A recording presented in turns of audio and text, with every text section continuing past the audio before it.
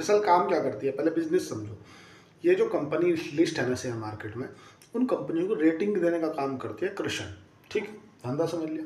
जैसे किसी कंपनी की इतने पर डबल ए रेटिंग है, डबल बी रेटिंग है, बी रेटिंग है, सी रेटिंग है, उसका उधार कैसा है, पैसा समय पर दे पा रही है कि नहीं, ये समझो। क्रिसल के जो नतीजे आए हैं, जो इनकी आय वर्ष 2000 सितंबर क्वार्टर की 812 करोड़ हुआ करती थी, वो हो गई है बढ़ के 911 करोड़। मतलब आय में 12% के आसपास की ग्रोथ देखने के लिए मिली है। एबिटा की बात करें तो जो एबिटा 224 करोड़ का हुआ करता था वर्ष 2024 के सितंबर क्वार्टर में, अब बढ़ के हो गया है 263 करोड़ का। मतलब इनके एबिटा में लगभग 18% के आसपास की ग्रोथ देखने के लिए मिल रही है।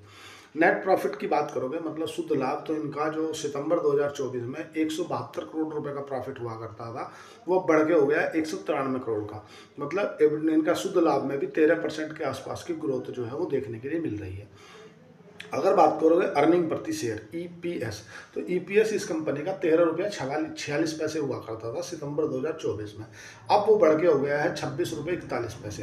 तो उसके अंदर भी आपको ग्रोथ जो है ईयर बेसिस पे देखो, क्वार्टर बेसिस पे देखो, देखने के लिए मिल ही रही है। अल्टीमेटली बिजनेस क्यों मैन इंपॉर्टेंट रहता है, क्योंकि जब तक कंपनी, जिस कंपनी में आप पैसा लगाए हो, भाई शेयर क्या है, मैं बोलता हूँ शेयर खरीदो। शेयर क्या है, उस कंपनी का हिस्से को तो शेयर बोलते हो आप। अब वो कंपनी खुद ही प्रॉफिट नहीं कर रही तो आपको कहाँ से प्रॉफिट करके देगी। अगर स्टॉक के प्राइस की बात करोगे तो 4,913 के आसपास स्टॉक का प्राइस चल रहा है। कंपनी का जो पी है, प्राइस टू अर्निंग रेशियो, वो 48 का है, और ROCE, return on capital employed 35 का है, आरओई, रिटर्न ऑन इक्विटी जो है वो 28 का है। अगर 5 साल का कंपनी का प्रॉफिट ग्रोथ देखोगे या कंपनी का सेल्स ग्रोथ देखोगे, तो कंपनी की 5 साल की सेल्स ग्रोथ देख लो या प्रॉफिट ग्रोथ देख लो, लगभग 14% के आसपास में बनी हुई है। प्रमोटर 66% के आसपास थे, जहाँ पब्लिक की 12% की होल्डिंग है। वहीं अगर बात करोगे डीआईआई की, तो डीआईआई ने भी यहाँ पे पोजीशन अपनी बनाई रखी है, एफआईआई ने भी अपनी पोजीशन बना के रखी है। हेल्थी प्रमोटर होल्डिंग है। अगर प्रमोटर होल्डिंग 66.64 की है, 64% प्रमोटर होल्डिंग बनाए बैठा है, तो पॉजिटिव ही है। 2017 की अगर पब्लिक की होल्डिंग की बात करोगे साथियों, तो इसमें 16% के आसपास पब्लिक थी, आज घट के 13% रह गई है। मतलब उल्टा और पब्लिक से माल खरीद रहे हैं। कौन खरीद रहा है मालूम है? एफआईआई खरीद रही है।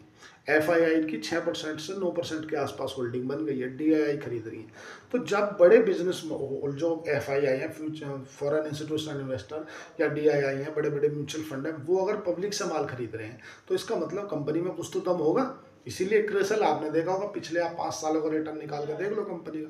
बिजनेस मॉडल पर फोकस करो, धंधे पे फोकस करो, पैसा धंधे पे लगाओ, स्टॉक पे मत लगाओ। स्टॉक ऊपर जा रहा है तो बेच दो, खरीद नहीं करना है यार। धंधा इंपॉर्टेंट होना चाहिए। भाई मैं बोलता हूँ, अपने जो भी कुछ करो, अपने वित्तीय सलाहकार से बिना पूछे